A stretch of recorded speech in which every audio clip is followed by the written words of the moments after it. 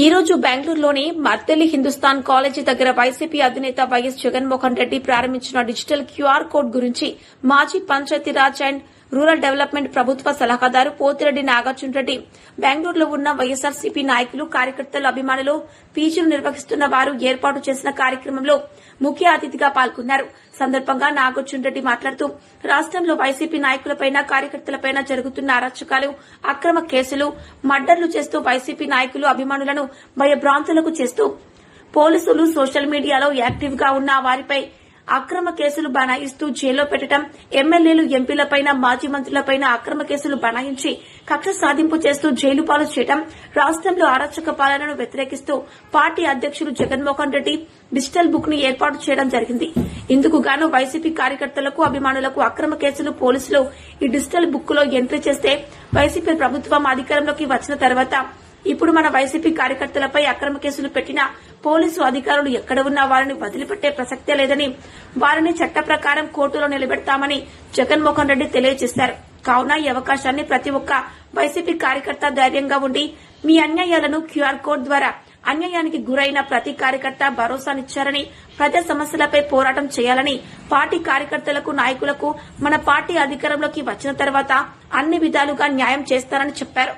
కావున ఈ కార్యక్రమంలో పాల్గొన్న సర్పంచులు, ఎంపీటీసీలు, పార్టీ నాయకులు అందరూ కూడా ధైర్యంగా ఉండాలని, వచ్చే స్థానిక సంస్థల సర్పంచ్ ఎలక్షన్లో అధికార పార్టీకి దీటుగా నిలబడాలని, ప్రజల్లో అధికార పార్టీ విశ్వాసం కోల్పోతుందని, జగనన్న ముఖ్యమంత్రిగా ఉన్నప్పుడు నవరత్నాల కార్యక్రమాలు భాగంగా ప్రజలకు అన్ని అందినవని, ఇప్పుడు సూపర్ 6 పథకాలు అన్ని అమలు చేయలేదని, రైతులకు సంబంధించి ప్రతి పంటకు గిట్టుబాటు ధర రాలేదని, యూరియా బ్లాక్ మార్కెట్లో దొరకటం, రాష్ట్రంలో కల్తీ మద్యం ఏరులై పారుతోందని, బెల్ట్ షాపుల్లో ప్రతి సందు బొందుల్లో ప్రతి గ్రామంలోనూ విచ్చలవిడిగా అమ్ముతున్నారని, ప్రజల ఆరోగ్యం దెబ్బతింటుందని, ఇప్పుడు పట్టుబట్ట మద్యం కోట్లలో వ్యాపారం జరిగిందని, ఇది రాష్టమంతా టీడీపీ నేతల ఆధ్వర్యంలో జరుగుతుందని ఇప్పుడు ప్రజలందరూ కూడా గమనిస్తున్నారని, ఎల్లో మీడియా, ఎల్లో పత్రికలు దాని గురించి రాయటం లేదని, కేవలం రాజకీయ కక్షతో ఎంపీ మిథున్ రెడ్డిపై అక్రమ కేసు పెట్టి 72 రోజులు జైల్లో పెట్టడం జరిగిందని, కావున ఇప్పుడు ప్రజలందరూ సోషల్ మీడియా, యూట్యూబ్ ద్వారా ప్రతి విషయాన్ని గమనిస్తున్నారని, ప్రజలకు మనం చెప్పవలసిన అవసరం కూడా లేదని నాగార్జున రెడ్డి అన్నారు. కార్యక్రమంలో పాల్గొన్న ప్రవాస ఆంధ్రులు అందరికీ పేరు పేరున హృదయపూర్వక నమస్కారాలు తెలియజేశారు. కార్యక్రమాన్ని విజయవంతం చేసిన గాజులపల్లి పెద్దిరెడ్డి. అందరికీ నమస్కారం.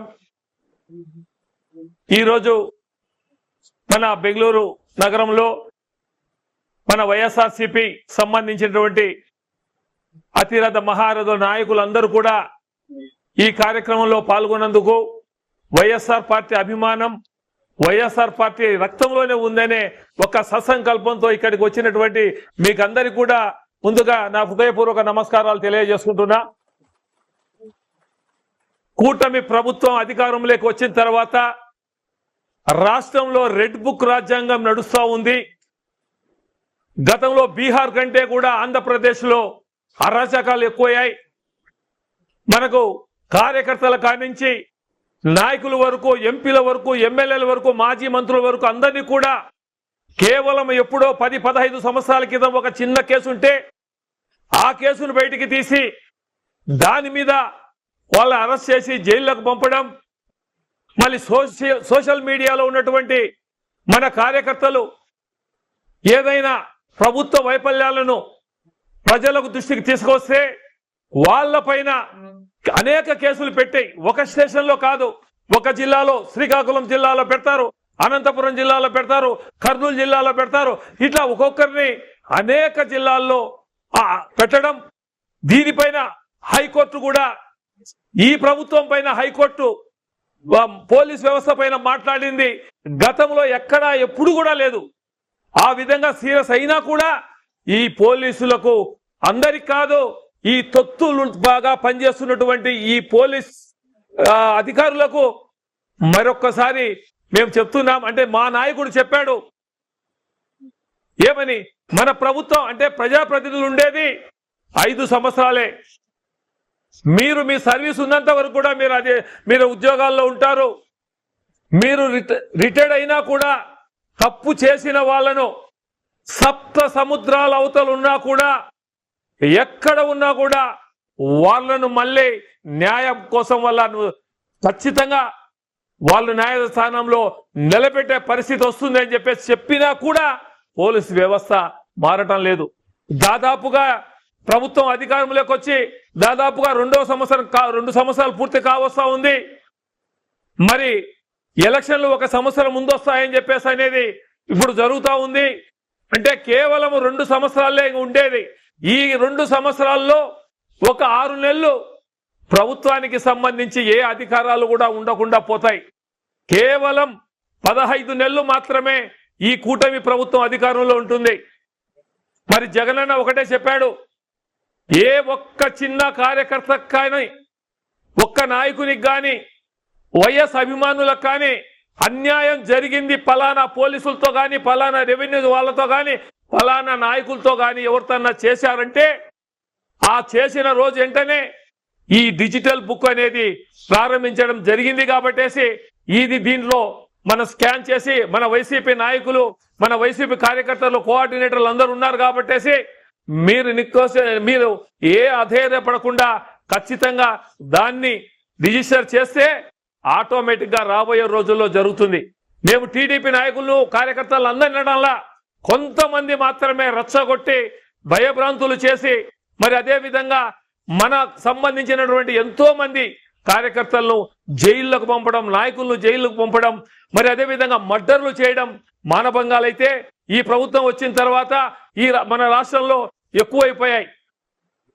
అయినా కూడా ఈ ప్రభుత్వం, మరి మనకు తెలుసు ఎంపీ మనకు మిథున్ రెడ్డి గారిని, ఆయన్ను మద్యం కేసులో నిర్దాక్షిణ్యంగా 72 రోజులు ఆయనను జైల్లో పెట్టి ఆయనకు ఎటువంటి ఛార్జ్షీట్ వేయకుండా, ఆయనకు బెయిల్ రాకుండా చేసినటువంటి ఈ ప్రభుత్వం మరి అదే విధంగా ప్రతి ఒక్కరి మీద చేస్తా ఉంది. మరి కాకాను గోవర్ధన్ రెడ్డి అయితేనేమి, మరి నాని అయితేనేమి, ఇట్లా చాలా మంది ఉన్నారు చెప్పుకుంటా పోతే జైళ్లలో ఈ పొద్దుటి కూడా బెయిల్ రాకుండా. మనకు అదే విధంగా మన సెక్రటరీలో పనిచేస్తున్నటువంటి మన ధనుంజయ రెడ్డి గారు అయితేనేమి, మన కృష్ణమోహన్ రెడ్డి గారు, వీళ్ళిద్దరు నిజాయితీ కలిగినటువంటి నాయకులు, ఐఏఎస్ అధికారులు, వాళ్ళను కూడా జైల్లోకి పంపి చాలా రోజులు జైల్లో పెట్టడం కూడా జరిగింది. అదే కాకుండా మరి ఈ ప్రభుత్వంలో ఏది వచ్చినా కూడా అంటే హైకోర్టు ఈ ప్రభుత్వం పైన ఇచ్చినటువంటి విమర్శలు ఎక్కడ ఇవ్వాల.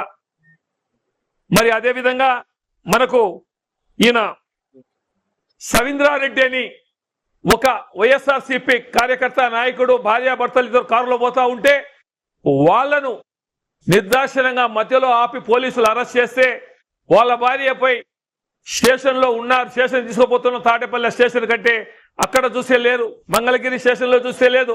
మరి కార్పస్ పిటిషన్ హైకోర్టులో వేస్తే అక్కడ అప్పుడు వాళ్ళు తీసుకువచ్చి అక్రమంగా గంజాయి కేసు పెట్టాలనే ప్రయత్నం చేశారు. కానీ వాళ్ళు కోర్టుకు చెప్పింది ఆడ జరిగింది సీసీ ఫుటేజీలు అన్నీ కూడా వ్యతిరేకంగా ఉంటే ఈ రాష్ట్ర పోలీస్ వ్యవస్థనే నమ్మకుండా మొట్టమొదటిసారి రాష్ట్ర పోలీసులను నమ్మనటువంటి హైకోర్టు సిబిఐకి ఆ కేసును ఇవ్వడం జరిగింది. దానిపైన మళ్ళీ సిగ్గు లేకుండా ఈ ప్రభుత్వం ఆ సిఐలు ఇద్దరు కూడా సుప్రీంకోర్టులో సిబిఐ ఎంక్వైరీ వద్దని చెప్పేసి పోవడం కూడా చాలా దారుణమైన పరిస్థితి ఇక్కడ కొనసాగుతా ఉంది రాష్ట్రంలో. మరి అదే విధంగా మనకు చెప్పారు రైతులకు సంబంధించి ప్రతి పంట, నేను ఒకటే చెప్తున్నా, గతంలో జగన్మోహన్ రెడ్డి ఉన్నప్పుడు మనకు సచివాలయ ఆర్పికేల ద్వారా మనకు గిట్టుబాటు ధర రాకపోతే కొనుగోలు చేసి రైతులకు డబ్బులు ఇస్తా ఉండేది. ఈ రోజు చూస్తున్నాం ఏ ఒక్క పంటకైనా గిట్టుబాటు ధర ఉందా? పొగాకుకుందా, ఉల్లికుందా, చీనీకుందా, పసుపుకుందా, ఏ పత్తికుందా? ఏ పంటకు లేదు. ఇప్పుడు పండించినటువంటి పంట ఒడ్లు, ఫస్ట్ కార్ ఒడ్లు 1300 రూపాయలకు ఈ రోజు కొనే పరిస్థితి కూడా లేదంటే రైతు పరిస్థితి ఏ విధంగా ఉంది? యూరియా మూట దొరకాలంటే అవస్థలు పడి అది అయ్యేది 250 అయితే 450 రూపాయలకు కూడా దొరకని పరిస్థితి ఏర్పడింది. ఇదంతా ఈ ప్రభుత్వంలోనే జరుగుతూ ఉంది. కానీ వాళ్ళ అనంతపురంలో సూపర్ 6 సూపర్ హిట్ అని చెప్పాడు, కానీ అది సూపర్ ఫ్లాప్ అని కూడా మేము చెప్తున్నాం. ఎందుకంటే ఆడబిడ్డ నిధి ప్రతి నెల 1500 అంటే 18,000 రూపాయలు ప్రతి సంవత్సరానికి 18,000 ఇస్తామని చెప్పాడు. కానీ ఎక్కడ కూడా ఏది కూడా ఇవ్వాల. అధికారంలోకి వచ్చిన తర్వాత కూటమి ప్రభుత్వంలో సూపర్ 6 అనేది ఫస్ట్ ఇయర్ పూర్తిగా లేదు. తల్లికి వందనం కానీ ఏది కూడా ఫీజు రింబర్స్మెంట్ కానీ ఏ ఒక్కటి కూడా లేని పరిస్థితి ఏర్పడింది. మరి అదే విధంగా మళ్ళీ వాళ్ళ ప్రభుత్వం అధికారంలోకి వస్తే 20 లక్షల ఉద్యోగాలు ఇస్తానని చెప్పడం కూడా జరిగింది. ఎక్కడన్నా ఉద్యోగాలు ఇచ్చారా? ఎక్కడా లేదు. ఆ టీచర్స్ సంబంధించి అది ఒక్కటి డిఎస్సిది చెప్పారు కాబట్టి అది ఒక్కటి జరిగింది. అంతకు మించి ఏమి జరగాల. మరి 50 సంవత్సరాలకే పింఛన్లు ఇస్తానని చెప్పాడు. ఎస్సీ బీసీ మైనారిటీలకు మేము 50 సంవత్సరాలు దాటినటువంటి ప్రతి ఒక్కరికి ఇస్తామని చెప్పాడు. ఆ ఇవ్వడం నుంచి ఈ 1.5 సంవత్సరంలో కొత్తగా పెన్షన్లు ఇచ్చినటువంటి దాఖలాలు ఏమన్నా ఉన్నాయా అని చెప్పేసి కూడా నేను అడుగుతా ఉన్నా. ఉన్నటువంటి 89 లక్షల మంది జగనన్న ప్రభుత్వంలో పెన్షన్లు ఇస్తా ఉంటే అది 81 లక్షలకు ఈ రోజు వచ్చిందంటే 8 లక్షల మంది మన పింఛన్దారులందరినీ కూడా కట్ చేయడం, మేము 4,000 ఇస్తామని చెప్పడం కూడా జరుగుతూ ఉంది. ప్రతి నెల కట్ చేయడమే. ఈ రోజు 8 లక్షల మంది మన వీళ్ళకు కట్ చేశారంటే మరి వికలాంగుల పరిస్థితి చూస్తే పేపర్లలో చూసి ఎంత దారుణంగా ఉంది. ఈ రోజు డాక్టర్ల సర్టిఫికెట్లు ఇవ్వాలన్నా కూడా భయపడే పరిస్థితి కూడా ఉంది. వాళ్ళు నిజంగా వికలాంగులు, మానసిక వికలాంగులు అయినా కూడా. ఈ ప్రభుత్వంలో ఆరోగ్యశ్రీ అనేది పూర్తిగా నిర్వహణమైపోయింది. దివంగత ముఖ్యమంత్రి రాజశేఖర రెడ్డి గారు మదిలో మెదిలినటువంటి ఆ ఆరోగ్యశ్రీ అనేది ప్రపంచంలో కాదు దేశంలో ఏ రాష్ట్రంలో కూడా ఆరోగ్యశ్రీ అనేది లేదు. సామాన్యుని కూడా సూపర్ స్పెషాలిటీ హాస్పిటల్లో అర్హత వాళ్ళు పోయి చేసుకుంటే అర్హత వచ్చింది. చిన్న పిల్లల కాడి నుంచి పెద్దవాళ్ళ వరకు కూడా గుండె ఆపరేషన్లు కానీ ఎంత డబ్బులైనా కూడా ప్రభుత్వమే భరాయిస్తూ అది చేస్తూ ఉంటే ఈ రోజు చంద్రబాబు ప్రభుత్వంలో వాళ్లకు ప్రైవేట్ హాస్పిటల్లో వాళ్లకు డబ్బులు ఇవ్వక ఈ రోజు ఆరోగ్యశ్రీని కూడా వాళ్ళు ఎక్కడ కూడా చేసే పరిస్థితి లేదు. పరిస్థితి ఆ విధంగా ఉంది. మళ్ళీ బీమా సౌకర్యం అని చెప్పేసి ఆరోగ్యశ్రీ తీసేసి బీమా సంస్థకు దానికి ఒప్పజెప్పడం కూడా జరిగింది. దానికి అనేక రకాలైనటువంటి క్వశ్చన్లు, దానికి అనేక రకమైనటువంటి సమస్యలు ఉన్నాయి. దానివల్ల కాదు.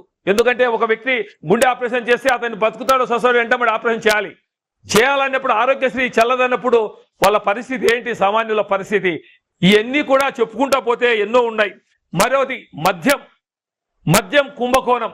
వైసీపీ మీద, జగన్మోహన్ రెడ్డి మీద పిచ్చి రాతలు రాసినటువంటి ఎల్లో పత్రికలు ఈ రోజు ఏమి నోరెత్తడంలా.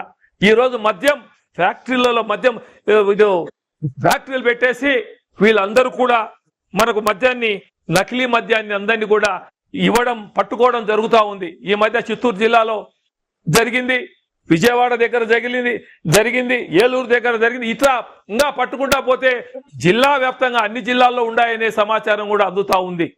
కాబట్టేసి ఇంకోటి, ఈ మద్యం అనేది ఎక్కడ కూడా అంటే ప్రతి సందు గొంతులో ఎక్కడ కావాలన్నా కూడా ఇందు గాని అందు గాని ఎందు గాని అంత లెక్కల కూడా మందు బెల్ట్ షాపులు దొరుకుతా ఉన్నాయి. మన రాష్ట్ర అభివృద్ధి చెందిందంటే మందుబాబులతో అభివృద్ధి చెందుతుందని చెప్పేసి అనేది, మందుబాబులు అభివృద్ధి చెందుతారని చెప్పేసి ఎందుకంటే వాళ్ళు కూడా మందుబాబులు పర్సెంటేజ్ పెరిగిపోతా ఉంది. ఈ పొద్దు మద్యం కలిసి దీనివల్ల వాళ్ళ ఆయుష్ అర్ధాయుషుగా మారిపోయే పరిస్థితి కూడా ఉంది. ఇవన్నీ కళ్ళకు కనపడుతున్నాయి. ఒకప్పుడు గవర్నమెంట్ మనకు బ్రాందీ షాపుల నుంచి 4 బాటలు పట్టుకొని బయటకు వస్తున్నా కూడా కానిస్టేబుల్ కానీ వీళ్ళు ఎక్సైజ్ డిపార్ట్మెంట్ కానీ పట్టుకొని వాళ్ళ మీద కేసులు పెట్టేవాళ్ళు. కానీ ఈ రోజు పబ్లిక్ గా అమ్ముతున్నా కూడా ఎక్కడ కానీ కేసులు లేవు. ఇవన్నీ స్పష్టంగా 17 మెడికల్ కాలేజీలు ఈ రాష్ట్రానికి తీసుకొచ్చినట్టు ఘనత మన జగన్మోహన్ రెడ్డి గారు. దానిలో ఒక 4 మెడికల్ కాలేజీ పూర్తి స్థాయిలో రన్ అవుతా ఉన్నాయి. మళ్ళీ పులివెందల, శ్రీకాకుళం ఈ రెండే కూడా 50 సీట్లు ప్రభుత్వం సెంట్రల్ గవర్నమెంట్ ఇస్తే దాన్ని కూడా మాకు వద్దు అని చెప్పేసి రద్దు చేసి అన్ని ప్రైవేటు పరం చేసి వాళ్ళకు అనుకూలమైనటువంటి వాళ్ళందరికీ కూడా కోట్లాది రూపాయలు విలువ చేసే ఆ భవనాలు, ఆ స్థలాలు కూడా వాళ్లకు అప్పనంగా అప్పజెప్పే పరిస్థితికి తీసుకొచ్చారు. ఇవన్నీ కూడా జనంలో మనకు చూస్తూనే ఉన్నాం. ఫీజు రింబర్స్మెంట్ ఈ రోజు చదువుకున్నటువంటి విద్యార్థులు అందరూ కూడా ప్రైవేట్ ఇంజనీరింగ్ కాలేజీలు కానీ, మెడికల్ కాలేజీలు కానీ, డిగ్రీ కాలేజీలు కానీ ఎక్కడ కూడా ఫీజు రింబర్స్మెంట్ లాగా వాళ్ళు జీతాలు ఇవ్వలేక పరిస్థితి, కాలేజీలు మూసుకునే పరిస్థితికి వచ్చింది. దీని అంతటికీ చంద్రబాబు గారు ఏమి సమాధానం చెప్తారు? తల్లికి వందనం, నేను ఇంట్లో ఎంతమంది ఉంటే అంతమందికి ఇస్తాను, 15,000 అన్నాడు. మళ్ళీ దాన్ని ఇచ్చింది కూడా 13,500. ఇంకా 30 లక్షల మంది పిల్లలకు ఇవ్వాల్సిన పరిస్థితి ఉంది. కాబట్టి గ్యాస్ గురించి చెప్పాడు. ఫస్ట్ ఇయర్ లో 1 గ్యాస్ ఇచ్చాడు, ఇప్పుడు 2 గ్యాసులు, అంటే సంవత్సరానికి 3 గ్యాసులు ఇస్తానని చెప్పాడు. కానీ గ్యాస్ మాటలే తప్ప ఎక్కడ కూడా సరిగా సక్రమంగా జరిగినటువంటి పరిస్థితులు లేవు. మరి ఈ ప్రభుత్వం వచ్చిన తర్వాత ఇండ్లు, బీదవారికి స్థలాలు కానీ, ఇండ్లు కానీ ఎక్కడ కూడా ఇచ్చిన బాపతులు లేవు. మరి అదే విధంగా అధికారంలో ఉన్నామని చెప్పి చెప్తున్నారే తప్ప ఎక్కడ కూడా చేసిన పరిస్థితి లేదు. మరి అదే విధంగా కరెంటు ఛార్జీలు 15,000 కోట్ల రూపాయలు ప్రజల మీద భారం పెట్టాడు. యూనిట్ కాస్ట్ ఏం పెంచలే, సబ్ ఛార్జీలు అని చెప్పేసి బొగ్గుల మీద గత ప్రభుత్వంలో అని, ఆ ప్రభుత్వంలో అని, ట్రాన్స్పోర్టేషన్ అని చెప్పేసి యూనిట్ ధర ఏమో అట్లే పెట్టేసి సబ్ ఛార్జీల ద్వారా 15,000 కోట్ల రూపాయల డబ్బులను ఈ ప్రభుత్వం దోచేసింది. ఎలక్షన్లకు ముందు చెప్పాడు, నేను విద్యుత్ ఛార్జీలు తగ్గిస్తామే తప్ప పెంచమని చెప్పి కూడా చెప్పడం కూడా జరిగింది. ఇలా చెప్పుకుంటా పోతే ఈ ప్రభుత్వం పైన ఎన్నో ఉన్నాయి. మేము ఒకటే చెప్తున్నాం పోలీస్ అధికారులకు, అయ్యా ఇప్పుడైనా సరే అవినీతికి, అంటే మీరు వాళ్ళకు పంచగాసే వాళ్ళు చెప్పిన విధంగా నడుచుకుంటే వాళ్ళు చేస్తే మీరే ఇబ్బంది పడతారు. రేపు ప్రభుత్వం ఖచ్చితంగా పోతుంది, వచ్చేది జగనన్న ప్రభుత్వమే. వచ్చిన తరువాత మీ పరిస్థితి ఏందో మీరు అర్థం చేసుకోండి. అదే విధంగా నీతి నిజాయితీ కలిగినటువంటి IAS IPS అధికారులను దాదాపు 1.5 సంవత్సరం నుంచి వాళ్ళకు పోస్టింగ్లు ఇవ్వకుండా అక్కడనే పెట్టేసి వాళ్ళ ఊరికే సంతకాలు పెట్టి పోతానని చెప్పేసి నీతి నిజాయితీ కలిగినటువంటి వాళ్ళు లేరు. ఇప్పుడంతా రిక్రూట్మెంట్ మీద వచ్చినట్టు IAS IPS వాళ్ళే ఎక్కువగా కొనసాగుతున్నారు. వాళ్ళకు స్వేచ్ఛ లేదు, పైనుంచి ఏ విధంగా వస్తే ఆ విధంగానే చేస్తామని చెప్పేసి కూడా వాళ్ళు చెప్పడం జరుగుతూ ఉంది. మరి ఈ మధ్యనే హైకోర్టు సంబంధించినటువంటి ఒక డ్రైవర్ను పోలీసు CI కొడితే దాని మీద కేసు పెట్టండి అని చెప్పేసి హైకోర్టే కూడా సీరియస్ గా ఇవ్వడం కూడా జరిగింది. కాబట్టి ఇది అంతా జరగడం చాలా దారుణమైన విషయం అని చెప్పి తెలియజేస్తూ, మరి ఆరోగ్యశ్రీ గురించి కూడా చాలా బాధాకరమైన విషయం. భవిష్యత్తులో ఈ ప్రభుత్వానికి రోజుకు రోజుకు తగ్గిపోతా ఉంది. కాబట్టేసే ఇప్పుడు స్థానిక సంస్థల ఎలక్షన్లు రాబోతా ఉన్నాయి. ఇంకా రాకపోతే ఉండే కొద్ది ప్రజల్లో వ్యతిరేకత వస్తుందని చెప్పేసి ఆయన గమనించే నవంబర్ 15 కల్లా ఓటర్ లిస్టు పూర్తిగా తయారు కావాలి. రిజర్వేషన్ ప్రక్రియ డిసెంబర్ 15కు సర్పంచులు ఏ కేటగిరీకి వచ్చింది అనేది కూడా డిసెంబర్ 15 కల్లా వస్తాయని చెప్పేసి కూడా తెలుస్తా ఉంది. కానీ మన నాయకులు మనం అందరం కూడా ఈ స్థానిక సంస్థలు పార్టీ రహితంగా జరిగే ఎలక్షన్ కాబట్టేసి మీరందరూ కూడా ఖచ్చితంగా మనం నిలబడితే మనల్ని ఎవరు కూడా నిన్న ఒంటిమిట్ట పులివెందలు అనుకుంటున్నారేమో, అటువంటిది జరగదు. ప్రాణాలైనా తెగించి మన నాయకులు నిలబడతారు, కార్యకర్తలు నిలబడతారని చెప్పే ధైర్యం జగనన్నకు ఉంది. కాబట్టేసే ఈ రోజు జగనన్న ఎక్కడికి పోయినా కూడా బ్రహ్మ రథం పడుతున్నారు ప్రజలు. కాబట్టి మీరు కూడా మీరున్నటువంటి ఈ నాయకులు మంచి, అంటే మన గ్రామాల్లో సర్పంచులు, ఎంపీటీసీలు, మరి అదే విధంగా పార్టీ పదవులు ఉన్నటువంటి వ్యక్తులు అందరూ ఉన్నారు. కాబట్టేసి మీరందరూ కూడా గమనించి మనలో మనకి ఎన్ని సమస్యలు ఉన్నా కూడా ఎలక్షన్ లో మనం అందరం కూడా ఒకే తాటి మీద ఒకే మాట మీద నిలబడి మన సత్తా ఏందో రేపు స్థానిక సంస్థల్లో చూపించాలని చెప్పేసి మనస్ఫూర్తిగా తెలియజేస్తూ, నేను నిన్నటి ఒక్క రోజు ముందు నేను పిలిచిన వెంటనే ఇంతమంది వచ్చి ఈ కార్యక్రమాన్ని విజయవంతం చేసినందుకు మీకు అందరికి కూడా పేరు పేరున నా హృదయపూర్వక నమస్కారాలు తెలియజేస్తూ సెలవు తీసుకుంటున్నా. నమస్తే, జై హింద్. వైఎస్ఆర్, జై జగన్, జై జగన్.